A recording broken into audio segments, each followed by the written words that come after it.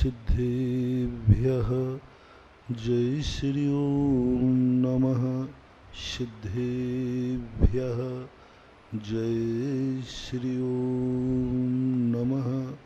सिद्धेभ्यः सर्वमंगलमांगल्यं सर्वकल्याणकारकं प्रधानं सर्वधर्माणां जैनं जयतु शासनं जैनं जयतु शासनं जैनं जयतु शासनं। पंच परमेष्टि भगवान की, आचार्य श्री गुरुवर कुंद कुंद महाराज की, आचार्य श्री गुरुवर विद्यासागर महाराज की।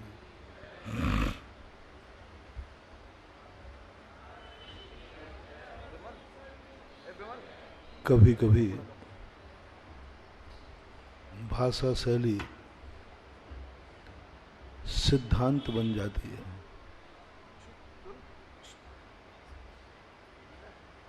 कभी कभी अपवाद मार्ग मूल मार्ग बन जाता है। कभी कभी क्रिया लक्ष्य बन जाती है। कभी कभी उपकारी उपादेय हो जाता है। कभी कभी साधन साध्य बन जाता है। कभी कभी रास्ता ही मंजिल बन जाती है। ये इतनी सारी चीजों के कारण से भ्रम मतभेद, कोई भटकना नहीं चाहता लेकिन भटक जाता है। कोई गलत करना नहीं चाहता लेकिन गलत हो जाता है। 80% व्यक्ति की जिंदगी में ऐसा ही होता है। वो गलत करना नहीं चाहता, गलत हो जाता है। अपनी जिंदगी उस विद्यार्थी के समान है जो परीक्षा की कॉपी में विद्यार्थी कभी भी जान करके गलत लिखता नहीं है, लेकिन जब कॉपी जचती है तो विद्यार्थी का कोई भाव नहीं था। विद्यार्थी जो भी लिखता है सब क्या मान के लिखता है? अच्छा मान के लिखता है। एक अक्षर भी वो गलत नहीं लिखता, एक अक्षर भी। लेकिन जब कॉपी जचती है कितनी गलतियां निकलती।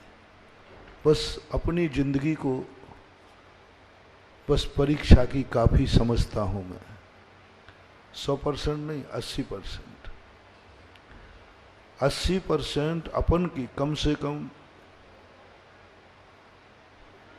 जो अपन धर्म को थोड़ा जानते हैं, जो अपन थोड़ा बहुत अच्छे कुल में जन्म लिया है, आर्य खंड में जन्म लिया, खास तौर से जैन कुल में, और खास तौर से उनसे जो भगवान तक पहुंच गए, खास तक उनकी बात कर रहा हूँ जो कभी जिनवाणी का स्वाध्याय करते।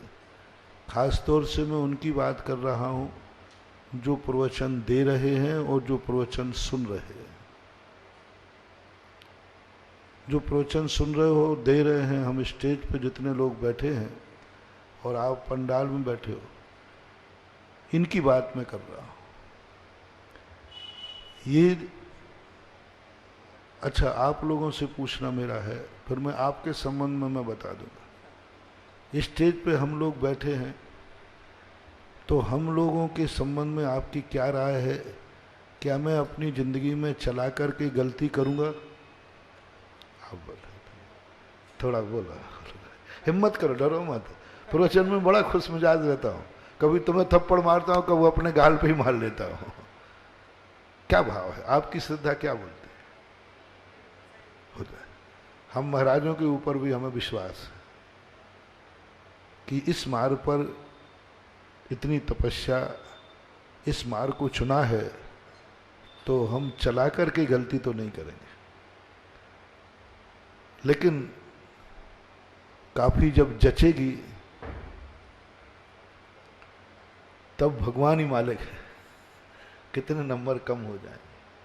मैं आप लोगों की तरफ से कहता हूं, हमारे ज्ञान सागर महाराज ने लिखा है कि पंचम काल में यदि कोई व्यक्ति सुबह उठ कर के भगवान के दर्शन करने का भी भाव आ रहा है, समझ लेना वो भव्य ही है। माला फेरने का भाव आ रहा है, भव्य ही है। 1 रुपया भी गुल्लक में डालने का भाव आ रहा है, भव्य ही है। थोड़े भी गुरु के प्रवचन सुनने का भाव आ रहा है, भव्य ही है। क्योंकि पंचम काल में कोई और लोभ तो है नहीं। चौथे काल में तो सब प्रत्यक्ष था, उसने ये किया ये मिल गया, ये किया ये मिल गया। हमारी तो अंधेरी रात है और वो भी अमावस्या है। अंधेरी अमावस्या, कोई निमित्त ज्ञान नहीं, कोई प्रत्यक्ष ज्ञान नहीं, स्वयं को कोई ज्ञान नहीं, उसके बावजूद भी कहता है नहीं मुझे भगवान के दर्शन करना है। कौन बोल रहा है? कौन बोल रहा है? श्रद्धा, आस्था किसी कोने में छुपी है। जरूरी नहीं कि सम्यक दृष्टि हो, सम्यक दृष्टि ही भगवान की तरफ मुख करते, ऐसा नहीं। 5 लब्धियां पहले हैं, क्षयोपशम और विशुद्धि लब्धि में भी ये भाव आ सकता है और अभी वो मिथ्या दृष्टि है। तो ये किसी कोने में सम्यक दर्शन की योग्यता चिंगारी है जो ये कह रही है कि नहीं मुझे भगवान का दर्शन करना है। मेरा मन कर रहा है कि मैं माला फेरूं, मेरा मन कर रहा है कि ये पाप है। तुम शराब क्यों नहीं पीते? क्यों नहीं पीते? तुम्हारे बाप ने क्यों नहीं पिलाई? वो क्यों नहीं पीते थे?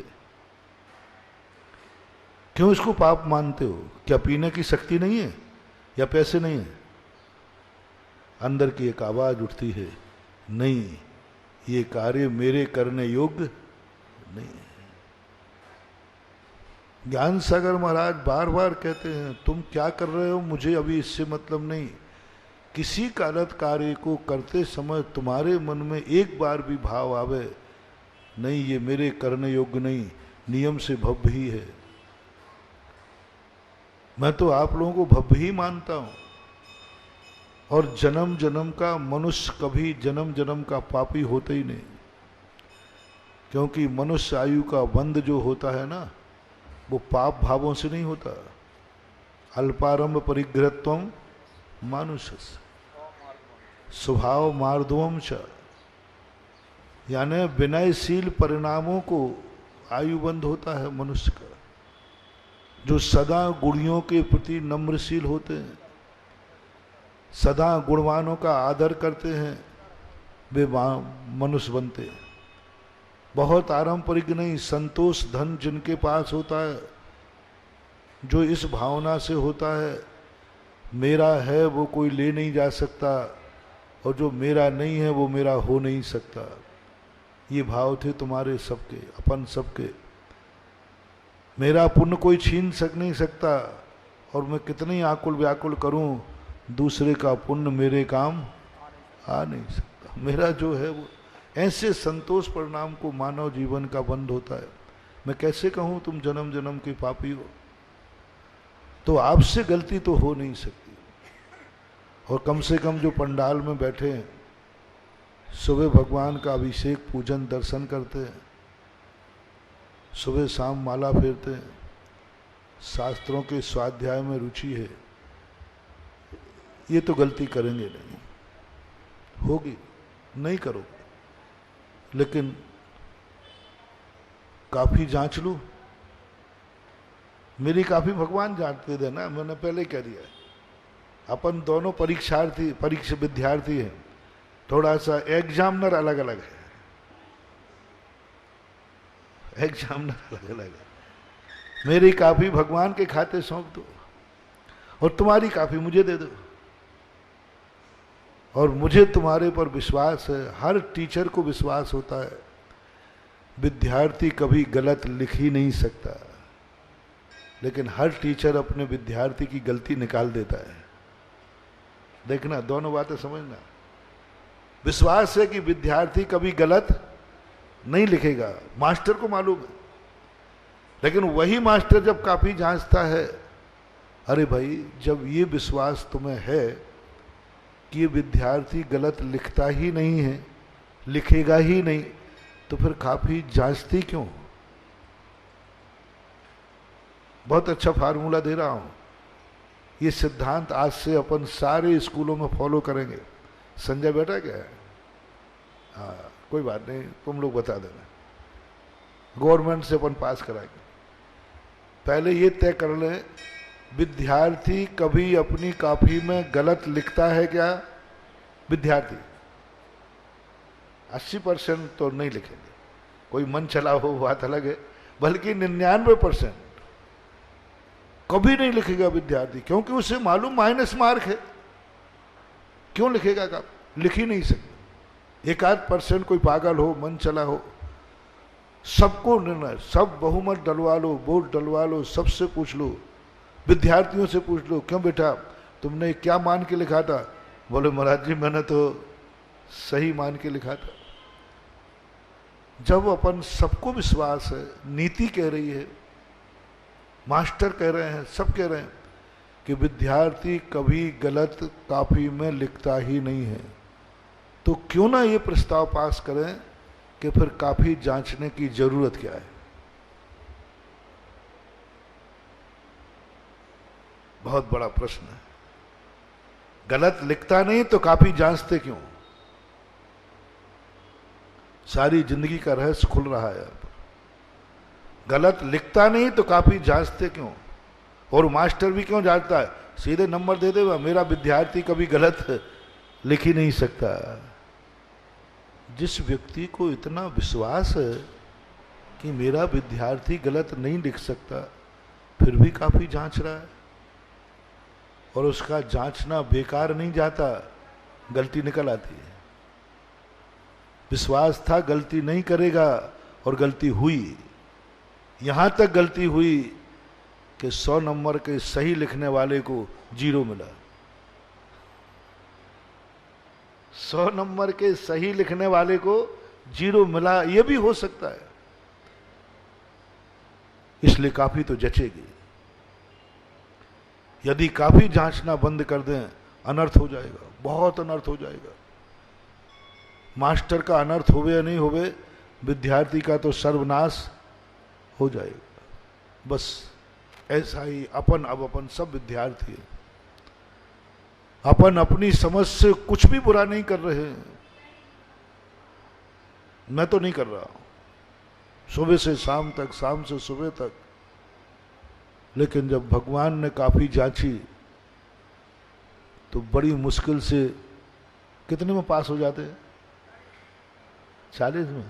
हाँ 40 तो मिल जाएगा, मुश्किल से 40 नंबर मिले।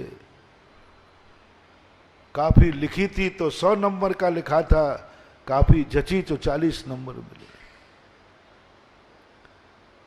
भूल कहां हुई? जो लिखा था वो सत्य है कि जो जचा है वो सत्य है? समझ लो, जो लिखा था वो सत्य है कि जो जचा है वो सत्य है? बस यही अपनी जिंदगी में हो रहा है। अपन 100 नंबर की पूजाएं कर रहे हैं, 100 नंबर की सामायिक कर रहा हूं, 100 नंबर का स्वाध्याय कर रहा हूं, 100 नंबर की चर्या पालन कर रहा हूं। कोई कह के दिखाए कि महाराज तुम गलत कर रहे, कैसे कर रहा हूं? मैं पूरी सावधानी से करता हूं, सारी क्रियाएं सावधानी से करता हूं। फिर भी शाम को जिनवाणी कहती प्रतिक्रमण कर ले। अरे भाई काय का प्रतिक्रमण कर लो? कौन सा पाप कर डाला? कौन सा पाप कर डाला? किसी को गाली दे डाली, किसी का मर्डर कर दिया, किसी से झूठ बोला, 24 घंटे मौन रहा, 24 घंटे मौन रहा, कुछ पाप किया ही नहीं। मुझे मालूम ही नहीं पाप है, मुझे तो नहीं मालूम को कोई पाप। फिर शाम को कह रहा प्रतिक्रमण करो। बोलो पापेष्टेन दुरात्मना जड़ दिया। शुरू में मुझे समझ में नहीं थी, अब तो आ गई। मैंने जबरदस्ती अपने आप को पापी कहो, और 3 बार पहल कहते पापी। हम लोग 3 बार प्रतिक्रमण करते हैं, और तीनों बार से पापेष्टेन दुरात्मना जड़ धिया माया विना लोभिना राग द्वेष मलीमसेन मनसा दुष्कर्म निर्मितम। अब एक बार आचार्य से प्रश्न किया था हम लोगों ने ईसरी में। मैंने कहा महाराज जी, हम लोगों ने कोई जो प्रतिक्रमण लिखे हैं ये पाप नहीं करता हूँ, नहीं किए हैं, हमें मालूम है।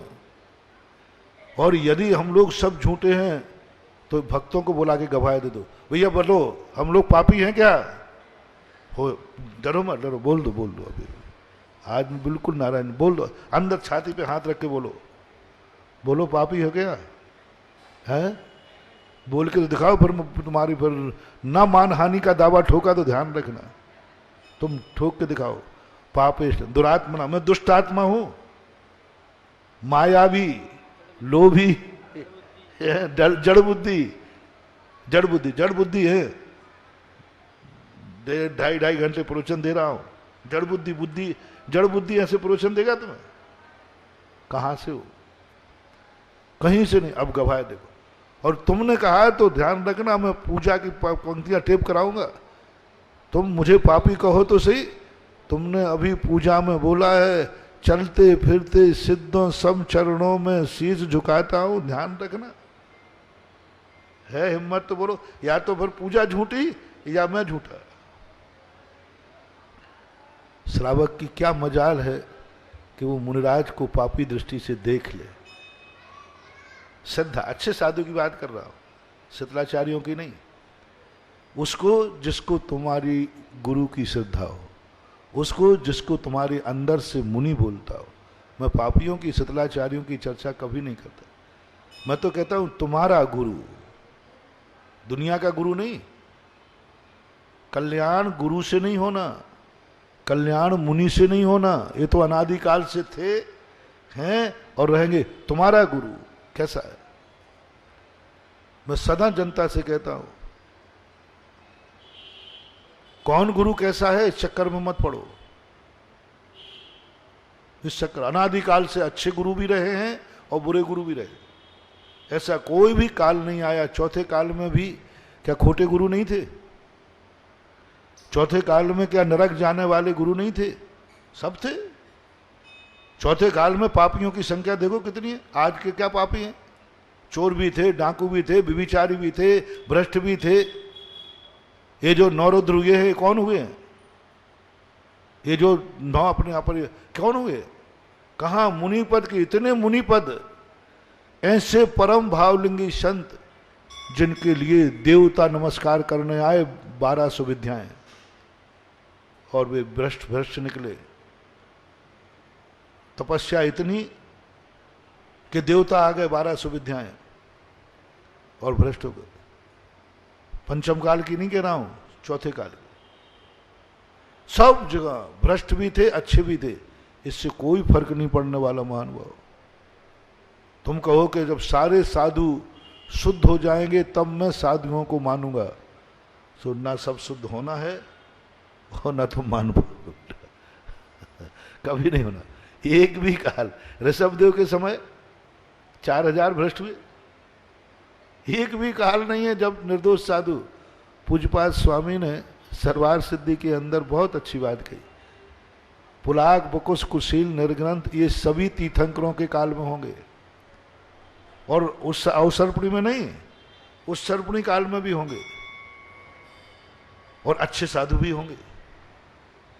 सारे साधु खोटे नहीं हो सकते और सारे साधु कभी अच्छे नहीं हो सकते, क्योंकि जहां जहां रास्ता है वहां वहां एक्सीडेंट की संभावना है। कोई ऐसी सड़क बता दो जिस पर यह लिखा हो इस सड़क पर चलने वाले का एक्सीडेंट नहीं होगा, है? कोई गाड़ी ऐसी बता दो जिस गाड़ी से एक्सीडेंट नहीं होता। एक्सीडेंट कह रहा हूं, मरना नहीं मरने की बात है। एक गाड़ी बताओ दुनिया में जिसका एक्सीडेंट होता ही नहीं। गाड़ी है तो नई गाड़ी के साथ स्टेपनी जो तुम्हें मिलती है, ये क्या बता रही है? स्टेपनी लगी रहती ना, चाक, वो क्या बता रहा है? वो स्टेपनी दुर्घटना के लिए है ना। सब गाड़ियों के साथ। मैंने बहुत बड़ी बड़ी गाड़ियां देखी, 5-5, 6-6 करोड़ की गाड़ी देखी। अशोक पार्टनी की गाड़ी थी बहुत बड़ी, तो मैंने कहा इसमें तो स्टेपनी होगी नहीं, तो बोला ये है। मैंने कहा क्यों, फिर करोड़ों का मतलब क्या? अरे महाराज जी दुर्घटना तो पेच तो कहीं भी खुल सकता है ना। हो गाड़ी है तो स्टेपनी जरूर होगी, दुर्घटना हो सकती है। सड़क है तो दुर्घटना होगी, ये मोक्ष मार्ग है तो एक्सीडेंट होगा। और दुर्घटना से रहित कोई नहीं कह सकता, दुनिया का कोई मुनि नहीं बोल सकता कि मेरी दुर्घटना नहीं होगी, तीर्थंकर को छोड़कर कोई नहीं बोल सकता। कोई मुनि जिंदगी में ये नहीं बोल सकता कि मेरी जिंदगी में कभी दुर्घटना नहीं होगी, मेरे परिणाम कभी विशुद्धि स्थान कभी नीचे नहीं आएंगे। सुध केवली भी पूज्यवर वीर सेन स्वामी महाराज ने धबला पुस्तक की 5 में लिखा, 11वें गुणस्थान में जाने वाले मुनिराज शुद्ध उपयोगी एक अंतर मुहूर्त बाद गिरकर नरक चले गए। एक अंतर मुहूर्त पहले कहाँ झूल रहे थे? 11वें गुणस्थान में शुद्ध उपयोगी। दूसरे अंतर मुहूर्त में कहाँ दिखे? नरकों। ये तो होगा, नकार नहीं सकते। इसलिए तुम, कई लोग बहुत गलत हो जाते। कई लोग कहते महाराज जी हमने एक बार एक महाराज को ऐसा देख लिया तब से मेरे मुनियों के प्रति श्रद्धा उठ गई। मैंने कही मूर्ख, महाराज को देखा कि महाराजों को देखा? बोले नहीं महाराज एक मुनि को देखा। ओहो, मुनि को देखकर मुनियों पे से श्रद्धा, समझना भाई, मुनि को गलत देख करके मुनियों पे से श्रद्धा उठना, ये समझदारी है कि ना समझी? गाड़ी का एक्सीडेंट देख करके महाराज मेरी गाड़ी पे से विश्वास उठ गया। ये अब तुम देखो मेरा जवाब तो टिट फॉर टैट है। मैंने कि बहुत अच्छा। नहीं महाराज, एक महाराज को मैंने ऐसा देख लिया तब से मेरी श्रद्धा उठ गई मुनियों पे से। मैंने कि बहुत अच्छे, वाह भाई वाह। ये और बता दे, एक गाड़ी का एक्सीडेंट देख करके गाड़ी पे से श्रद्धा उठ गई क्या? है? बोलते नहीं भैया। गाड़ी पे से श्रद्धा उठ गई। आज के बाद मैं गाड़ी में नहीं बैठूंगा, क्योंकि मैंने एक गाड़ी को चकनाचूर होते देखा है, उसके सारे लोग मर गए। तब से मेरा गाड़ी पर से विश्वास उठ गया। किस किस का विश्वास उठता है गाड़ी पे से?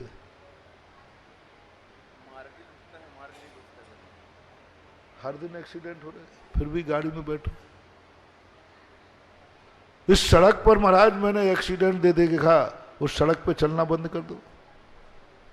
महाराज जी ये घर में मैंने मौत देखी, मेरा तो घर पे ही से विश्वास उठ गया। सब घर में ही मरते हैं।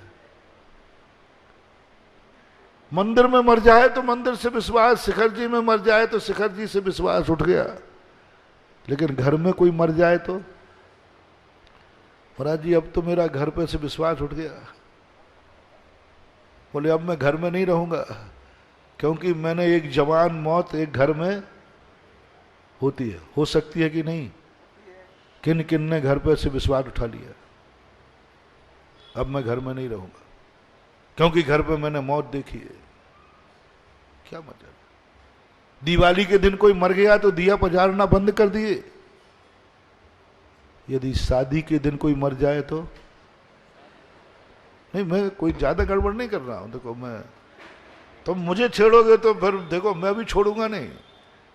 हाँ महाराज जी देखो पलानी दिवाली के दिन हमारे यहाँ मर गया तो हमने तो भगवान की दिवाली बनाओगे। मैंने कहा अच्छी बात। महाराज देखो सुख के दिन में और दुख का काम हो गया, ये अच्छा थोड़ी हुआ, अच्छा थोड़ी किया वो, इसलिए हमने तो दिवाली मनाना बंद कर दी। बोले कब तक के लिए? बोले जब तक दिवाली के दिन कोई बेटा घर में जन्म नहीं लेगा दिया के समय, तब तक के लिए। अरे मैंने की कठिन प्रतिज्ञा, ये तो बड़ा मामला है। चोरी हो जाए तो नहीं नहीं नहीं, चोरी नहीं, मतलब छोरा होना चाहिए और वो दिवाली के दिन होना चाहिए तो दिवाली शुरू होगी। ये रूढ़ी सुनकर के मैंने की बात कि महाराज देखो आप ज्यादा नहीं, आप धर्मात्मा हैं, हम जानते हैं हमारा व्यक्ति मरता है दिवाली के दिन तो कितना बुरा लगता है। मैंने की बहुत सही बात है। मैंने कहा भैया यदि किसी की बारात आई हो और उसी समय घर में कोई मर जाए तो फिर एक प्रस्ताव पास कर लो, आज के बाद इस घर में किसी की शादी नहीं होगी। तो को पक्षपात मत करो, मुझे तुम्हारी हर बात मंजूर है, लेकिन तुम पक्षपात करते हो, खीर को शामिल हो जाते हो, महेरी को अलग हो जाते हो। हमारे धर्म की बात आई तो महाराज जी देखो बात समझो आप, और तुम्हारे कर्म की बात आई तो महाराज जी ये तो चलता है। मैंने ऐसे घर देखे हैं जिनके घर में शादी की बारात आई है और कोई मर गया तो कफन डाल के फेरे फेर लेते हैं, भूत भी नहीं लगता, मुर्दा घर में रखा है, मुर्दा घर में रखा है, फेरे फेर रहा है, अरे भूतड़ा है, भूत लग जाएगा बहू को।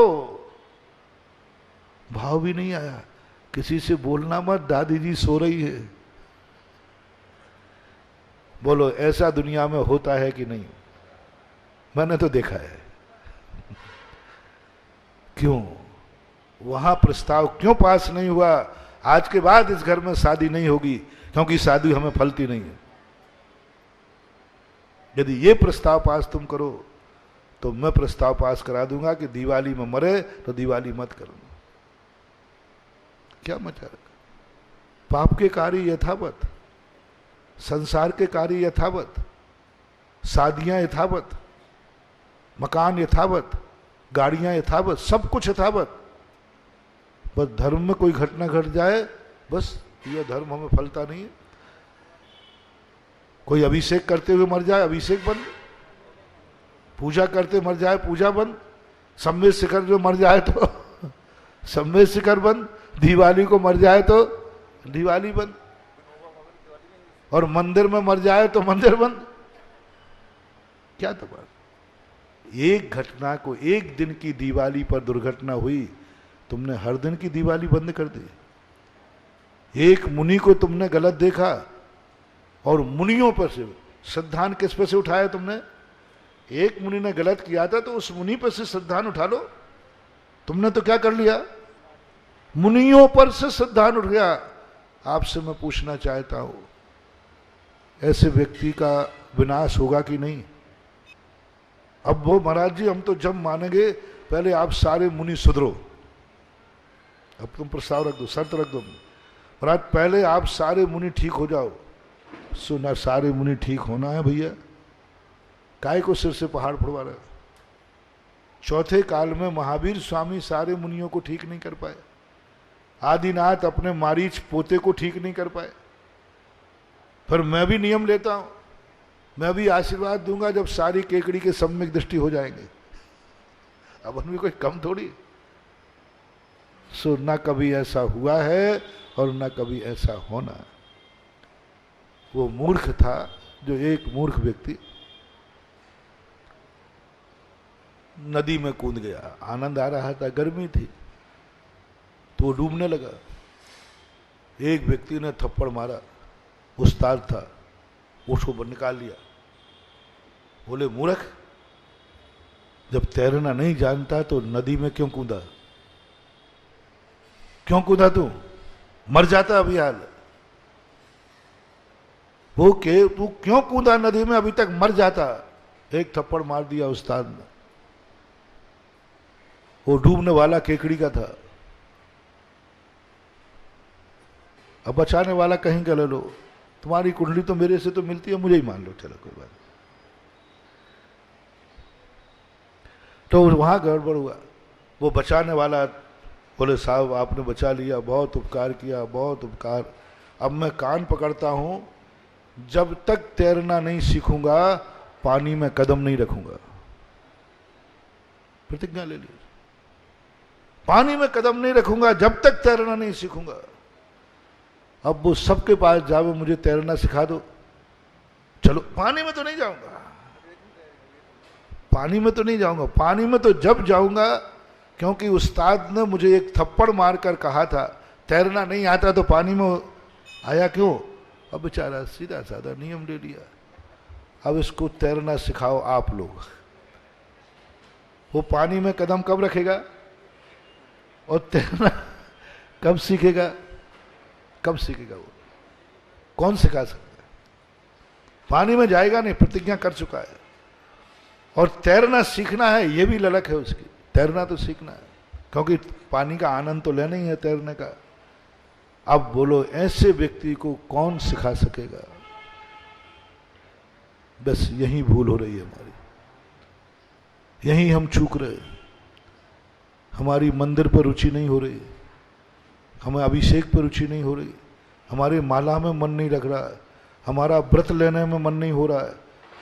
इतने गुरु, इतने साधु आए, हर व्यक्ति संयम की बात करता है, लेकिन संयम का भाव नहीं हो पा रहा है। क्या कारण है? क्या हम लोग गलत बोल रहे हैं? नहीं महाराज। फिर स्वीकार क्यों नहीं कर रहे? महाराज थोड़ा सोचने दो। कब तक सोचोगे? तुम्हारे पूर्वज चले गए सोचते सोचते, तुम भी चले जाओगे सोचते सोचते, और बेटा भी यही कहेगा कि महाराज थोड़ा। अभी हाल में कोई चीज की बात कहूं तो महाराज जी थोड़ा, मैं आज सबको कह दूं, कौन सी बात कह दूं? मुनि बन, नहीं, मुनि बन तो नहीं, मुनि, सबको आज मुनि बनना पड़ेगा। मनुष्य पर्याय मिली है तुम्हें मुनि बनने के लिए, शास्त्र में ऐसा लिखा है। सही लिखा कि गलत? जल्दी बोलो भाई। और मैं कह रहा हूं सही लिखा है तो गलत, मैं सही बोल रहा हूं कि गलत, तो फिर बनने को तैयार क्यों नहीं हो? और बस मेरी जिद है कि आज ही बनोगे। महाराज जी देखो, जिद मत करो, आप सही बोल रहे हो, मेरा भाव भी है, थोड़ा सोचने दो। चलो ये थोड़ा कठिन काम है, छोटा सा काम, 12 व्रत लेने के लिए कहूँ कि 12 व्रत ले लो, थोड़ा सोच लो। व्रतों का सवाल है महाराज जी, आप ऐसे जिद कर रहे हो, कल के दिन टूट जाएगा तो हमें थोड़ा सोचने दो। हाँ, बहुत समझदार आदमी है। समझदार आदमी बिना सोचे कुछ नहीं करता। समझदार आदमी बिना समझे कुछ नहीं करता। कौन कह रहा है जिसकी तुम्हें समझना है? किसकी बात समझी जाती है? महाराज थोड़ा समझने दो दुश्मन की। और दुश्मनों, ओ दुर्योधनों, वहां दुश्मन ने कहा, दुश्मन के सारथी ने कहा लंगोट लगा ले। ये नहीं कहा कि मैं सोचता हूं, समझता हूं। और मां ने कहा नंगा आजा, सोचता हूं। क्या हो गया भैया? उधर कहा दुश्मन के सारथी ने कि लंगोट लगा ले, ये कह देता थोड़ा मम्मी से पूछता हूं, मां से पूछता हूं। दुर्योधन की घटना है ना वैष्णव दर्शन में, कि जब वो मां ने कहा तुम नग्न होकर आ जा दुर्योधन, मैं तुझे वज्र का कर दूंगा। अब कन्हैया तो जानते थे कि ये वज्र का हो जाएगा, और यदि ये वज्र का हो गया तो ये सारा का सारी प्लानिंग रखी रह जाएगी, हिंसा ये सब कुछ खत्म। तो कन्हैया को तो मालूम था कि दुर्योधन अपनी बुद्धि से कभी काम नहीं करता, क्योंकि जब जन्म हुआ था तो गधा बोला था। समझा रहे क्या कर रहा है? अरे माँ ने कहा है, बोले पागल, माँ की बात मानता है? माँ को तो हमेशा कितना ही बड़ा हो जाए उसको तो गोदी का मुन्ना दिखता है। तू तो शर्म कर, बाप का दादा हो गया तू। दुर्योधन उस समय दादा हो चुका था। तू दादा होकर माँ के सामने नंगा जाएगा? हाँ आप ठीक कह रहे हैं। उस मूर्ख को यह पता नहीं था कि माँ ठीक कह रही है कि हमारे दुश्मन का सारथी ठीक कह रहा है। माँ की बात पर क्या सोचना रे, क्या विचार करना? माँ को समझ लो, माँ को सोच लो, ये माँ है कि नहीं? बोलो, माँ है कि नहीं? पक्की के कच्ची? आप लोग बताओ, आपकी माँ पक्की है कि कच्ची? नहीं डाउट हो तो डीएनए करा लो। बोलो ना, क्या बात भैया, सीधी बात, पक्की है कि नहीं? है। और माँ पक्की है तो ये और विश्वास कर दो, क्या तुम्हारा अहित कर सकती है? नहीं कर सकती, तो फिर माँ की बात मानते क्यों नहीं? वो छोकरा माँ के मना करने पर खेलने क्यों जाता है? फिर तुम माँ के मना करने पर वो कार्य क्यों करते हो जो माँ बाप नहीं चाहते हैं? वो काम क्यों करते हो आप जो माँ बाप नहीं चाहते हैं? माँ बाप ने मना किया, वही तुम करते पाए जाते हो। यही है दुर्योधन की नीति। जब तुम्हें अपनी माँ सगी हो, माँ बाप सगा हो, और विश्वास हो ये कभी मुझे अहित नहीं कर सकता, और फिर भी तुम उनके प्रतिकूल कार्य कर रहे हो, सावधान महानुभाव, अपनी डायरी में लिख लेना, आई एम दुर्योधन, मैं खुद दुर्योधन हूं। वो महाभारत का दुर्योधन तो छोड़ो, कहीं ऐसा तो नहीं है कि महाभारत के दुर्योधन की चर्चा सुनते सुनते मैं स्वयं का दुर्योधन भूल गया हूं। जब जब तुम्हारे मन में ये भाव आ जाए, बहुत बड़ा थर्मामीटर दे रहा हूं, मैंने बिल्कुल गलत माँ को नहीं कहा। छाती पे हाथ रख के पूछो ये तुम्हारी माँ है कि नहीं है, और छाती पे हाथ रख के पूछो तुम्हारे माँ बाप तुम्हारा बुरा कर सकते हैं कि नहीं? बोलो। सब लोग नहीं बोले, थोड़ा जोर से बोलो, कम सुनता हूं बोलते नहीं, वीडियो बन जाती तो अच्छा रहता है। अब बोलो, कितने कार्य हैं जिंदगी में तुम जो माँ बाप के विरुद्ध करते हो, माँ बाप के पता नहीं चल जाए। कितने दुर्योधन बैठे हैं जो ऐसे कार्य करते हैं जो मेरा ये कार्य पापा को पता नहीं चल जाए, मम्मी को पता नहीं चल जाए। यही है बस, तुरंत जब जब तुम्हें माँ बाप की के विरुद्ध में, कुल के विरुद्ध में जब भी तुम्हारे कार्य करने का भाव आ जाए, तुरंत लिख देना वो दुर्योधन हुआ होगा पता नहीं, ये दुर्योधन आज है दुनिया में, ये तुम्हें पता है। अब मैं पूछता हूं, तुम्हारा गुरु कैसा? तुम्हारा गुरु, मैं शास्त्रों का गुरु नहीं कह रहा हूं, मैं दुनिया के गुरु, तुम्हारा गुरु कैसा है? बनाया हो उनको कह रहा हूं, जिन्होंने नहीं बनाया हो उनसे तो क्या बोलूं। जिसका कोई गुरु नहीं उसका जीवन शुरू नहीं। तुम्हारा कोई जिंदगी में गुरु है कि नहीं है? तो खोटा है कि चोखा? और तुम्हें विश्वास है कि वो अहित करेगा? बोलो। मेरा तो दावा है, यदि तुमने अपना गुरु बनाया है तो गुरु व्यक्ति जब भी बनाता है जब वो जान लेता है कि ये खोटा नहीं है, ये स्वप्न में भी कभी मेरा अहित नहीं कर सकता। बोलो, तुम्हारा चोखा गुरु तुम्हारा अहित कर सकता है क्या? तुम्हारा चोखा गुरु, तुम्हारा चोखा गुरु यदि कर सकता है तो तुमने गुरु को परखने में चूक की, गलती तुम्हारी है। पहले तो करो कि जो तुमने गुरु बना लिया है वो गलत कर सकता है कि नहीं? नहीं कर सकता। तो फिर गुरु ने जो बात की वो तुमने मानी क्यों नहीं? दो फैसले हो गए, मेरा गुरु खोटा हो नहीं सकता और मेरा गुरु मेरा अहित कभी। ये दो फैसले पक्ष में है कि विपक्ष में? पक्ष में। अब मेरा तीसरा प्रश्न है एग्जाम का। ये तो पढ़ाई थी, ये तो अध्ययन था। गुरु को चोखा, गुरु कीजिए जान के, पानी पीजिए छान के। गुरु को तुमने जान लिया, नहीं मेरा गुरु चोखा, और दावे से बोल दो मेरा गुरु कभी मेरा अहित नहीं कर सकता। निर्णय हो गया। ये पढ़ाई थी। अब परीक्षा में प्रश्न आ रहा है, फिर गुरु ने जो कहा वो तुमने माना क्यों नहीं? आंसर लिखो, आंसर लिखो। गुरु ने जो कहा वो माना क्यों नहीं? आंसर लिखो, या लिख दो मेरा गुरु खोटा, आई एम सॉरी प्लीज, मैंने गुरु को समझने में गलती की। लिखो, नोट करो। दूसरा ढूंढो, तीसरा ढूंढो, लिखो नीचे आई एम सॉरी प्लीज, मैंने गुरु को पहचानने में गलती की। ये लिख दो, कोई बात नहीं।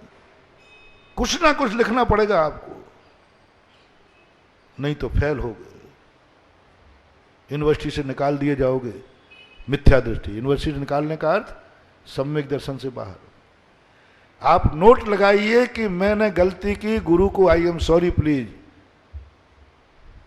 कोई बात नहीं, आपका सम्यक दर्शन नाश नहीं होगा, आप सम्यक दृष्टि बने रहे। लिखिए, गलती हो गई गुरु को पहचानने में, गलती हो गई भगवान को पहचानने में, गलती हो गई जिनवाणी को पहचानने में।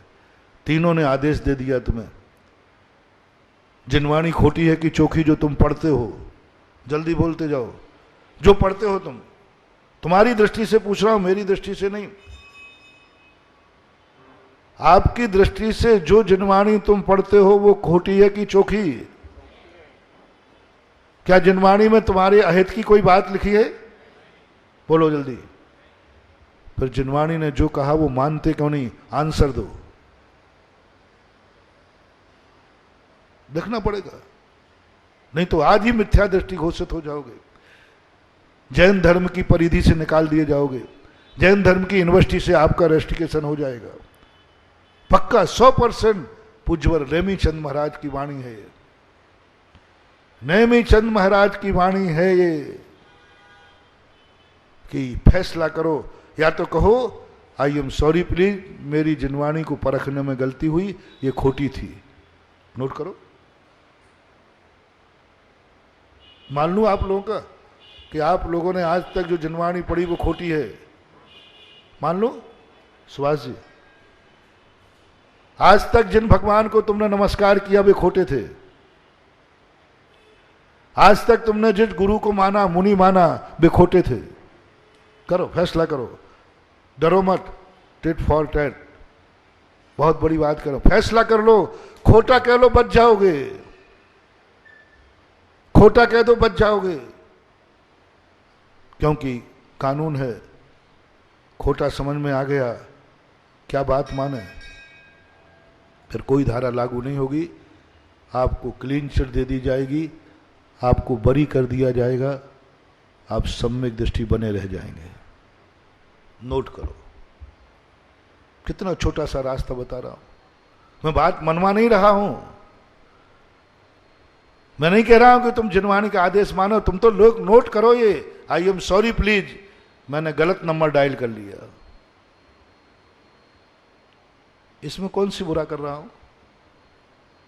एक दो शब्द लिखने में तुम्हारा सम्यक दर्शन बचेगा, तुम जैनी बने रह जाओगे, तुम्हारे लिए कोई धारा लागू नहीं होगी, कोई धारा लागू नहीं होगी, और आपका धर्म सुरक्षित रहेगा। बोलो कितना सरल रास्ता, आज तक किसी साधु ने रास्ता नहीं बताया। सम्यक दर्शन सुरक्षित, तुम्हारा जैनत्व सुरक्षित, तुम्हारे ऊपर कोई अपराध की धारा नहीं होगी। बस ये लिख दो, आज तक जिस देव साध गुरु को मैंने माना वो खोटे थे, मैंने गलत नंबर डायल कर लिया। कोई हाथ उठा रहा? माता सम्यक दृष्टियो, ओ धर्मात्माओ, कोई हाथ उठा रहा? नहीं उठा रहा ना? क्या मान लो, जो देखो भाई बोलो तो सही, क्या मान लो कि आज तक तुमने जिन देव साध गुरु को माना वे चोखे थे या खोटे थे? चोखे थे, ओके ओके। और उन्होंने जो बात कही तुम्हारे हित की कही कि हित की, बस आंसर दो कि तुम उनके विरुद्ध आचरण क्यों करते हो। बस यहीं से होती है दुर्योधन की कहानी। दुर्योधन से पूछो ये तेरी मां है कि नहीं? दुर्योधन क्या कहेगा? है। मां ने जो कहा वो तेरे हित के लिए कि हित के लिए? दुर्योधन क्या कहेगा? हित के लिए। फिर बीच में लंगोट कैसे आ गया? आंसर दो। मां कभी अहित करेगी नहीं और मेरी सगी मां है, पर लंगोट बीच में कैसे आ गया? यही है विनाश, यही है सर्वनाश, यही है दुर्योधन, यही है डाउनफॉल। कैसे आ गया लंगोट? क्या भूल हो गई लंगोट में, हम नहीं समझ पाए कि नग्न बुलाया था वो कौन थी और लंगोट लगाने की बात कह रहा है वो कौन है। बस इतनी सी भूल हो गई। लंगोट लगाने वाला इस समय हमारे दुश्मन का सारथी है और नग्न बुनाने वाली मां मेरी खुद की निजी है, वो दुश्मन की नहीं है, वो दुश्मन की नहीं है, वो निजी है। मां बाप कभी दुश्मन के नहीं हो सकते, वो मेरे निजी हैं। बस इतनी सी तो भूल हो रही और कुछ नहीं महानुभाव, कुछ नहीं। सारे संसार के जितने तर्क हैं, कुतर्क हैं मन में, ये सब दुश्मन के हैं और तुम्हारी मां जिनवाणी है। महानुभाव बहुत सावधान हो जाओ। तुम्हारे गुरु, तुम्हारी मां जिनवाणी, जब जब तुम्हें जिनवाणी के विरुद्ध काम करने का भाव आवे, तुरंत समझ लेना आई एम दुर्योधन। बस फैसला आपके हाथ में। मां खोटी तो मां का नाश और तुम खोटे तो तुम्हारा नाश। फैसला निश्चित है। मां खोटी है, मां बेईमान है, मां बदमाश है, मां की बुद्धि तुम्हारा नाश करने की है तो मां का नाश, और मां सही है और तुम्हारी बुद्धि खोटी है तो तुम्हारा नाश। दुर्योधन का नाश हुआ कि गंधारी का?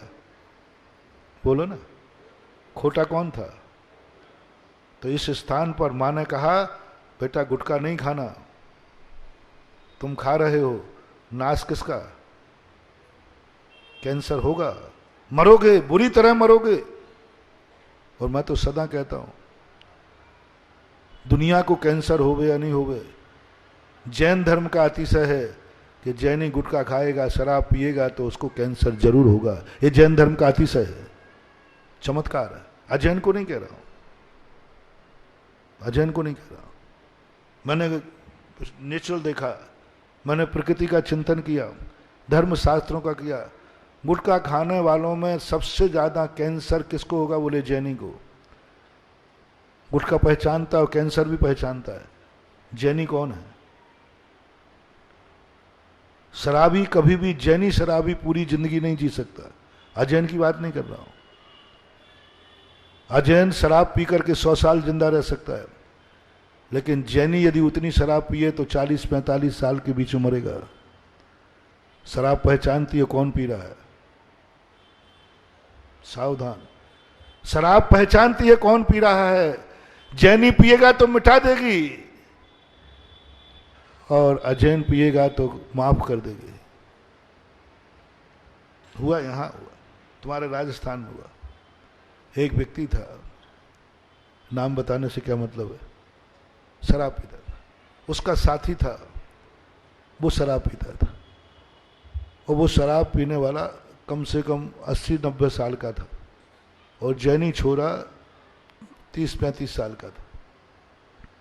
मैंने उसको मना किया। बोले महाराज जी आप तो बातें करते हो, शराब पीने से ये होता है, ये होता है। हमारे दुकान पर प्रतिदिन बैठने आते एक दादाजी, 80-90 साल के हैं, दोनों टाइम शराब पीते हैं। मैंने कही बहुत, उनको तो कुछ नहीं होगा, तुझे होगा। बोले महाराज आप क्या बात कर। अब देखो ऐसी पागलपन की बातें तुम्हें समझ में आएगी। मैं क्या बोल रहा हूं, शराब जानती है जैनी पी रहा है कि कौन पी रहा है? अभी तुम्हारे माथे पड़ेगी कि शराब इतना जानती है क्या? जो स्वाध्याय किया होगा वो जानेगी। अभी बताता हूं। और उसने नहीं मानी, उसने कहा नहीं महाराज कुछ नहीं। गुजर था, 106 साल जिया शराब पी पी करके, 106 साल। और जम की शराब, मेरे पास भी आया, वो शराब पी के ही आया, इतनी पीता था, 106 साल जी। और जैनी 35 से 38 साल में मर गया पीते पीते। सारे जैनी कान खोल के सुनो, शराब जैनी को मिटा देगी। क्यों? क्यों? वो 106 साल वाला जो शराब पिया ना, उसके बाप भी शराब पीते थे। उसने शराब पीते पीते पैदा किया था। खून में शराब का जीन्स है, एंटीबायोटिक। क्योंकि इसके बाप ने शराब पीते पीते पैदा किया था। और जैनी का, तेरे बाप ने छना पानी पी के पैदा किया था। रात्रि में पानी भी नहीं, उसका पिता पानी भी नहीं पीता था। उसका पिता ने रात में पानी भी नहीं पिया, छना पानी पिया, अभक्ष नहीं खाया, भगवान के अभिषेक पूजन के बिना पानी नहीं पिया। तेरा खून शुद्ध है, अष्टप्रहरी है, 16 का है, 16 का है, और उसका खून 17 का है। क्या बुरा किया? इसलिए यदि आपको शराब पीना है तो अपने बाप से कहो कि पैदा करने के पहले तू भी पी बाप मेरे, जिससे कम में मैं पी सकूं। नहीं हो सकती जन। क्यों? शराब नहीं जानती, कर्म जानता है। अब देखना कर्म कैसा है। वही गलती महाराज ने की, वही आपने की, पाप किसको ज्यादा बंद होगा? कई लोग कहते महाराज शराब पीने से ऐसा हो जाए तो दुनिया का हो जाए, रात्रि भोजन करने से पाप लगे तो दुनिया को लगे, सारे दुनिया के नरक जाएंगे। आप तो हम लोगों को बुद्धू बनाते हो, और बना गए अब बुद्धू केकड़ी को। हम नहीं बनने वाले, हम लोग समझदार हो गए। अब पहले आप आ गए, हम लोगों को बहुत बुद्धू बना गए। ऐसा होता है कि आजकल के बच्चे कुतर करते, मतलब रात्रि भोजन करने से नरक मिल जाए तो ये सारी दुनिया नरक जाएगी जो रात में खाती है। सारी दुनिया शराब पी रही, गुटखा खा रहे, आलू प्याज खा रहे, सब ये सब नरक जाएंगे। आलू प्याज खा रहे नरक जाएंगे, मांसाहार कर रहे सारे नरक जाएंगे। महाराज जी आप भी क्या बात करते हैं? पढ़ी लिखी समाज को आप अब बुद्धू मत बनाओ। मैंने कहा नहीं बेटा बुद्धू नहीं बना रहा हूं, वो तो नहीं जाएंगे। तो वो हंसते बच्चे, हो महाराज जी अजैन खावे, शराब पीवे, आलू खावे, प्याज खावे, रात में खावे तो नरक नहीं जावे। आप भी कह रहे हो? हाँ, हमने कही वो नहीं जाएगा, गारंटी नहीं कि जाएगा। मैंने की जैनी, मैंने कहा ये तो जरूर जाएगा। अजैन गुटखा खावे, कैंसर हो, कोई नियम नहीं, जैनी को जरूर होगा। जैनी जरूर शराब पीने वाला काल में मरेगा, अजैन नहीं। अजैन रात्रि में भोजन खावे नरक जावे, कोई नियम नहीं। जैनी जरूर जाएगा, पक्का 100%, 100% नरक जाएगा। अब ये भाषा आज के बच्चों को समझ में आने वाली, ये तो आ जाएगी, सब नरक जाएंगे और सब नरक। आप तो एक भाषा बोलो, जो जो रात में खाएगा वे सब नरक जाएंगे, और या यो बोलो जो जो खाएगा वो नहीं जाएंगे। मैं कहता हूं नहीं, ये भाषा नहीं बोलूंगा। सब नरक जाएंगे मैं नहीं बोलूंगा, सब नरक नहीं जाएंगे ये भी नहीं बोलूंगा। जैनी जाएगा ये पक्का है। अब मैं किनका गुरु हूं और किनको निपटा रहा हूं?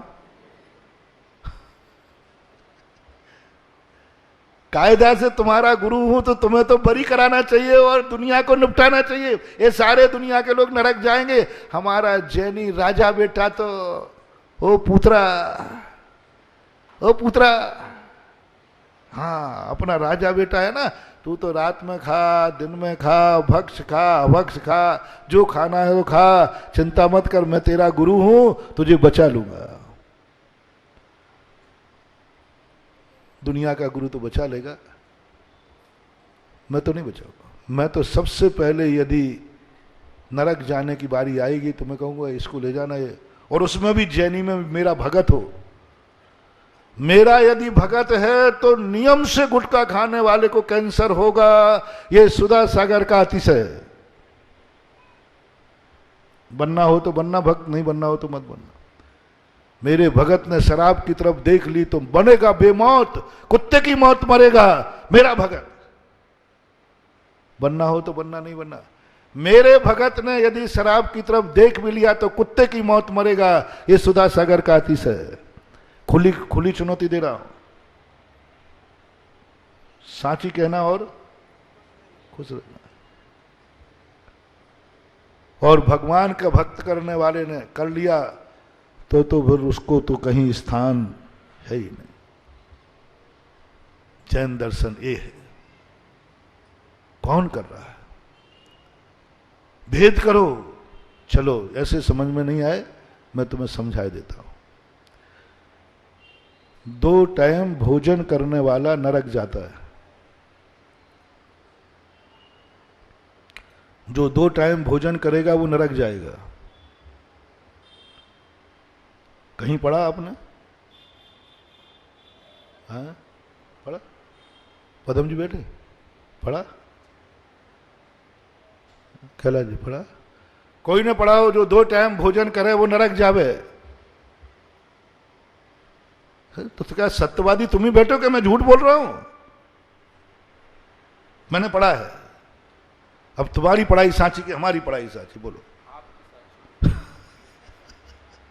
मैंने पढ़ा है 2 टाइम भोजन करने वाला नरक जाता है, जाएगा नरक। खाने वाला तो छोड़ो, भाव भी करने वाला नरक जाता है, ये मैंने पढ़ा। अब आपने नहीं पढ़ा तो मैं क्या करूं? आपके पूर्वजों ने नहीं पढ़ाया तो मैं क्या करूं? मेरे गुरुजी ने तो पढ़ाया है। और आपसे अभी हां नहीं कहलवा लिया तो देख लेना। 2 टाइम खाने वाला नरक जाता है। ये मत पूछना कौन। अरे महाराज सबको नियम एक से ही है, ये मत पूछना कौन। मैंने पढ़ा। महाराज कहां पढ़ा? शास्त्रों में पढ़ा है। मुनि महाराज यदि 2 बार खाते हैं तो कहां जाएंगे? डरो मत जल्दी बोल। कहां जाएंगे? बोलते अब मेरी बारी है, बोल तो ना सही।